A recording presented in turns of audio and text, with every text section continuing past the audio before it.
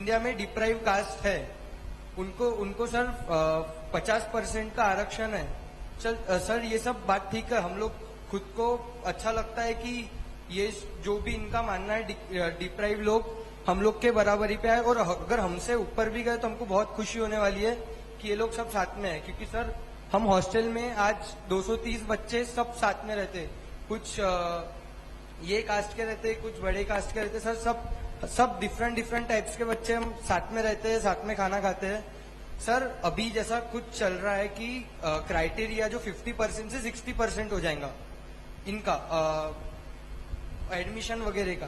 Sir 50% तक के हम लोग तो चाहते ही है कि ये लोग भी हमारे लेवल आप तक थोड़े में, क्यों मुझे समय चाहिए ना उत्तर देने का। एक पॉइंटेड प्रश्न पूछिए, मैं उत्तर देता हूं। ठीक है सर। ध्यान में आ गया, कब तक चलेगा ऐसा आपको पूछना है। हाँ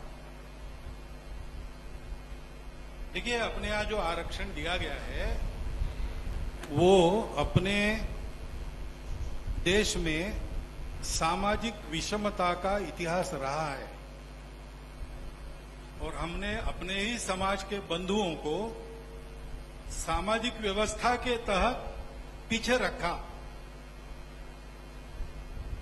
उनका जीना पशु समान हो गया तो हमने चिंता नहीं की, और ऐसा कम से कम 2000 वर्ष चला ही है। धीरे धीरे महाभारत में ऐसे उदाहरण मिलते हैं जात पात के उल्लेख से, और कुछ बातें नहीं दी तो इक्का दुक्का है कि जन्म से जात पात नहीं माननी चाहिए वगैरह वगैरह, परंतु तब शुरू हो गया और धीरे धीरे बहुत विकट स्थिति में पहुंचा। उनको अपने बराबरी में लाने तक उनको कुछ विशेष उपाय करने पड़ेंगे।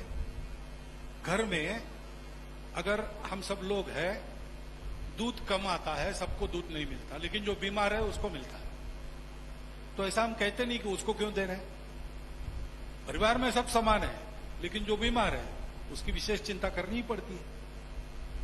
ऐसा वो आरक्षण लागू किया है। इसलिए जब तक वो भेदभाव है तब तक उसको चालू रहना चाहिए।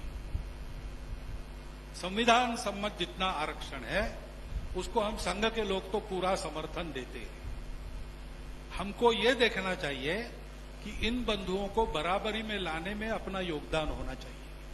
आज दिखता नहीं है, लेकिन वो भेदभाव अभी भी है। सम्मान की बात है, केवल आर्थिक बराबरी की बात नहीं, केवल राजनीतिक बराबरी की बात नहीं, सामाजिक बराबरी, सम्मान की बात है।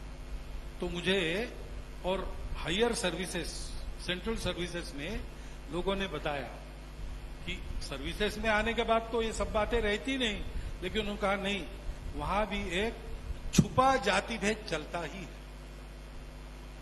और आज भी घटनाएं तो होती है, डोली चढ़ने पर चाबुक मारा जाता है, मंदिर में प्रवेश नहीं मिलता है। ये सामाजिक वास्तव ठीक हो जाना चाहिए।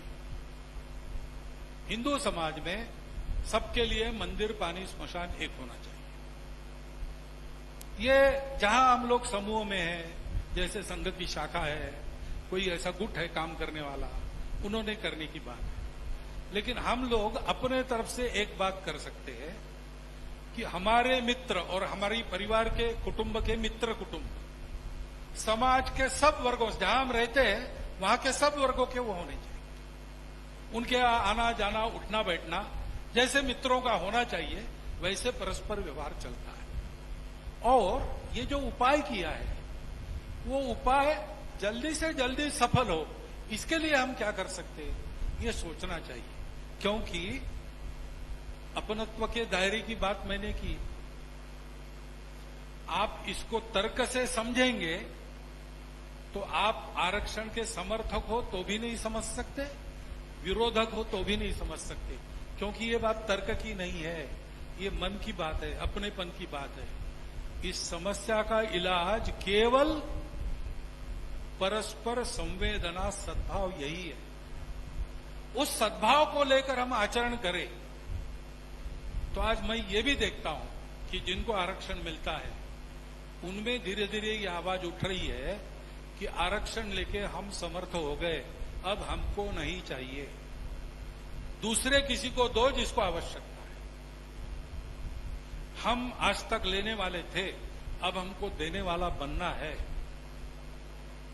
ऐसे अपने समाज के वर्गों के प्रमुख लोगों की भाषा अब ये हो रही है। इसलिए एक सद्भाव बनाकर हम इन बातों को देखें, नफा नुकसान का विचार न करें। अपने लोगों के लिए जिन्होंने 2000 साल कष्ट झेला, हम 200 साल कष्ट झेल ले तो क्या फर्क पड़ता है, ऐसा विचार हमको करना चाहिए। ऐसा मेरा निरीक्षण है।